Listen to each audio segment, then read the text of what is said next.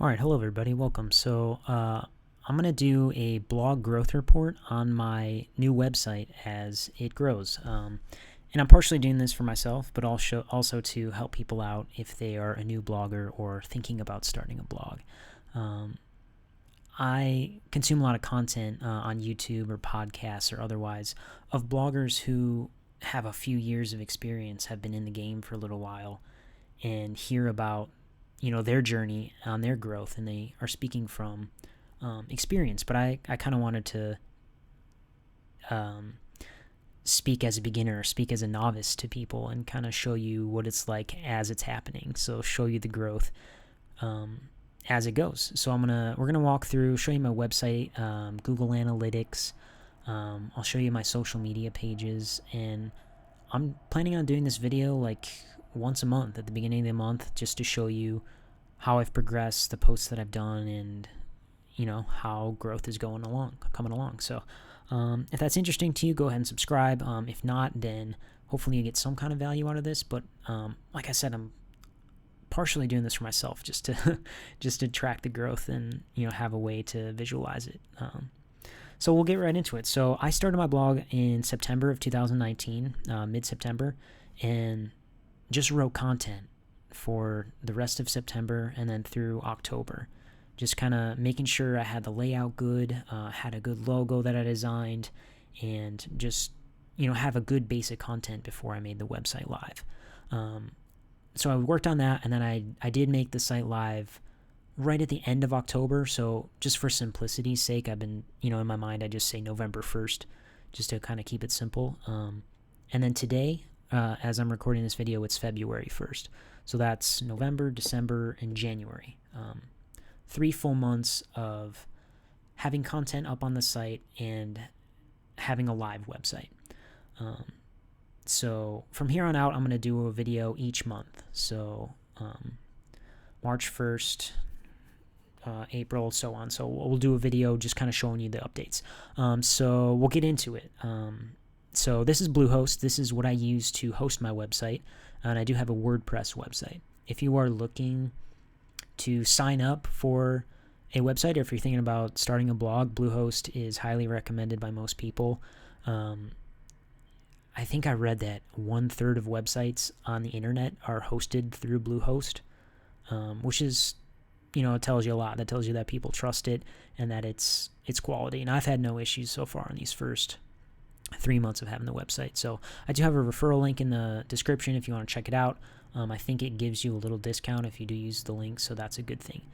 So we'll move along now to take a look at the website. So that was Bluehost.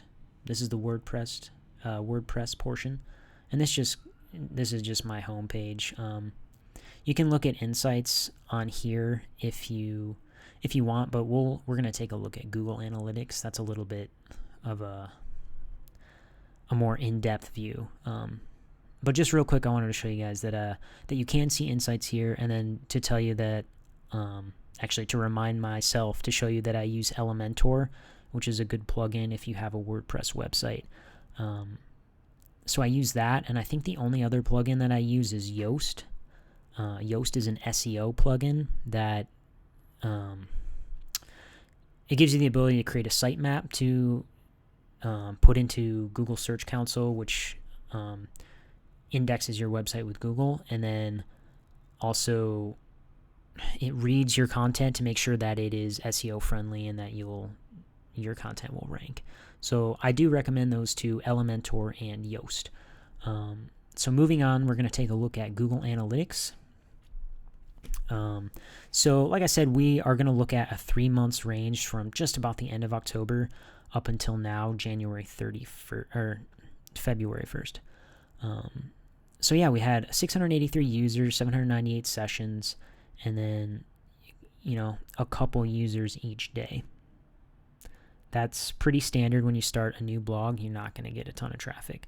But I do want to explain these spikes to you guys. So, excuse me. This first spike, I did experiment a little bit with Facebook ads, which I know is kind of silly to do at just starting out a new blog. But wanted to test it out, play with it. I did like a $10 ad, which actually did surprisingly well. It got shared a ton, got a lot of, not a ton of traffic, but for $10, it was a good experiment. So that's what this spike is. And then this next spike, I had $15 free from Facebook for an ad that I had nothing else to do with, so I put it on a New Year's post that I had, and that got quite a bit of traffic as well. And then this third spike was just a random, it was an oddity. I don't exactly know what this came from. It was all in 1 hour there was just 50 direct traffic users in 1 hour. So I don't know what that came from. That was a little strange, but I don't know.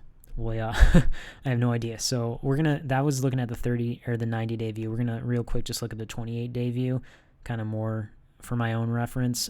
So in the past month, in January, I had 370 users, 390 sessions. So yeah, and we have one active user right now. That might be me from my WordPress file up there, or tab. Okay, so then this is the traffic. We're back to 90 days, looking at a lot of traffic from Facebook, probably from those ads, a tiny bit from Instagram, and then a fair amount from Pinterest. Coming down here, this is active users trending over time. This graph is kind of confusing. I gotta really take a look at this and figure out what it's all about. But this is, I guess, in the 30-day range. Is this an average? It might be an average. No, that's not average. Total of 409. I don't know a lot about that. If you do, go ahead and message in the comments. User retention is over here, and then this shows you users by the time of day. So the darker block, that's more users at that time. So this was that oddity that we had with the 55 users all at once. And that's what made Canada be the top country over here. So you can see where your users come from. So yeah, this is a huge tool. If you run a website, you need to have Google Analytics. And real quick, they do have a course, a free course you can take. That it's like a beginner's course. It has some quiz questions, and you get a certificate when you finish the Google Analytics course. So I do highly recommend that. I don't exactly remember how to get to it. Google it. Maybe I'll find a link and put it in the description. It's not an affiliate link or anything. It's just a good resource for you guys. And then that's just some of the top posts that I have. So moving on to some social medias. So when you start a blog, you do want to collect emails. At least that's what people say. So this is MailChimp. This is one way to gather emails. And I'm actually in the process right now of switching from MailChimp over to ConvertKit. I've just heard better things about it, and I feel like I want to try it out, so I'm going to. And ConvertKit actually just started offering a free plan, so that's a pretty good thing. So their normal plan was $29 per month, which is expensive if you're just starting out and you're not really getting, too many people to sign up anyways. So that's why I did start with MailChimp, but I am going to actually switch over to ConvertKit now that they have the free plan. And there is a link to start a free plan in the description. That is an affiliate link. That helps me out a little bit to be able to host more emails. So if you want to start a ConvertKit email collection and you want to use my link, I think it helps us both out, which would be cool. And I did just post a video about that too, if you want to look on my channel for that. Okay, moving on to Pinterest. So Pinterest is huge for bloggers. If you're trying to drive traffic and you're still waiting for your SEO to kick in on some of your articles, Pinterest is a great way to kind of boost that a little bit. So mine's been going pretty well. So in the past, previous 90 days, 12,000 impressions, an audience of 8,000, 197 engagements, 80 on the engaged audience, and I do have, I think, 430 followers. So that growth is going pretty well. So this is obviously was a little slow towards the beginning, and then it's been picking up in the last little bit. And there is a tool called Tailwinds that people will use to drive traffic and share other bloggers' posts. It's kind of like a community, or I think they call them tribes, Tailwind tribes that you can use. I haven't signed up for that yet, but it is on my radar and something that I'm looking to get into. But so that's Pinterest. So definitely recommend that. And then I did just start my YouTube page a week ago, 2 weeks ago. So this is very fresh. I just have 3 videos on here, 32 views, 1.4 hours of watch time. So we'll see how this goes. I know that. So personally, whenever I am looking something up, I naturally go to YouTube. So to not implement video or the YouTube platform in driving traffic to my content, it seemed silly. So I got on that, and I'm starting to make things, and I'm still kind of feeling out what the YouTube channel is going to be. So far, just how-to videos, and then I am starting this playlist. So this is going to be the blog growth playlist, and then I'll do how-tos and things that I learn along the way. And yeah, we'll see what kind of content comes out of it. So I'm excited about that. I have a couple other YouTube channels. YouTube is a fun thing, so I recommend doing that at some point if you're starting a blog. So now we're going to take a look at Amazon Associates. So Amazon Associates is a platform for affiliate marketing. If you recommend a product on your blog that you think would be helpful to your audience, you can put a link for that product onto your website, and if someone clicks that link and buys anything, whether it's that product or something else, within 24 hours, you get a commission. So that's in a nutshell, in a very small sound bite, what affiliate marketing is. So this is my Amazon Associates platform, and this just shows you how many clicks I've had in the past 3 months since November 1st. I've had 70 clicks, so quite a bit at the beginning, and then December was slow, which is unfortunate because that's a big shopping month. And then, a little bit in January, and hopefully that'll pick up in the future.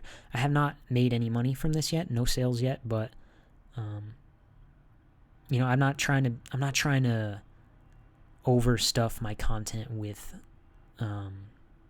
Amazon associate links. So you don't want to go overboard with it. You want to make sure you're recommending things that are helpful to your audience, and help them out. So we'll see how this grows. We'll keep an eye on that for the next video as well.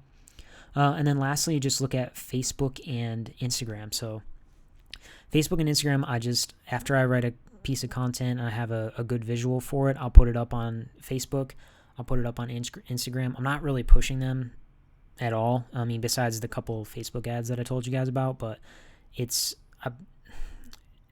people say that it's kind of a waste of time, or it can be, because Facebook wants you to stay on Facebook. That's how they make their ad money. So if you're linking to your blog that gets people off of Facebook, they're going to stifle that content.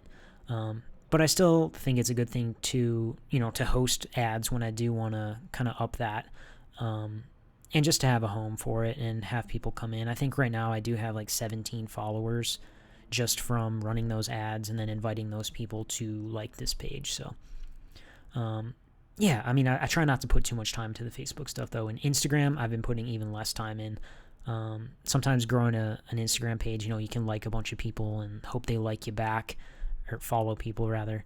But I haven't done that at all. I post a simple image, write a simple thread, and then just link to my blog in the description. And like I said, I'm not pushing it at all. I have 2 random followers and follow a couple of pages that are recreation related or hobby related that are interesting to me. So yeah, and beyond that, the only other social that I'm using is Quora, answering questions and then linking to my content, making sure that I'm being helpful and thorough in what I write, and then just trying to be helpful for people. So beyond that, I did want to mention how many posts and pages that I've written on my website. So far I've done 12 blog posts and 44 pages, for a total of 56 pieces of content. So that's in 3 months. I feel like that's a little bit slow. I need to pick that up and continue writing, making sure I'm publishing all the time. But like I said, I've been building these social pages and answering things on Quora, and just started the YouTube page. I don't want to let those things distract from the core content too much. But so far I'm happy with the growth. So that's 3 months, and things are going. So it's good. And then I didn't want this video to be too long, but I also want to tell you the other affiliate things that I've signed up for. So I showed you Amazon Associates. I've also implemented a few CJ affiliate links. A lot of the things I've applied for through CJ have been denied, I think just because my website is so new. And then I am a Bluehost affiliate. I believe when you sign up for the website or the hosting, you're automatically an affiliate, I'm pretty sure. And like I said, if you're starting a blog, there's a link in the description for that. And then I just signed up for ShareASale just a couple days ago, and it takes about a week for them to look at your site and then either approve or deny you. So that's how it's going in the first couple months here. So like I said, I get a lot of value out of listening to experienced people talk about their blog growth, and I wanted to hopefully help people out if they're just thinking about starting or just starting to kind of see what they can expect or try and beat, try and do better than I am. But I'm not a super tech savvy dude. I'm just learning as I go and hopefully sharing and helping along the way. So, if you did get some sort of help out of this, go ahead and like that video, subscribe, what have you, whatever every other YouTuber says when they post a video. Thank you guys. Good luck out there. Peace.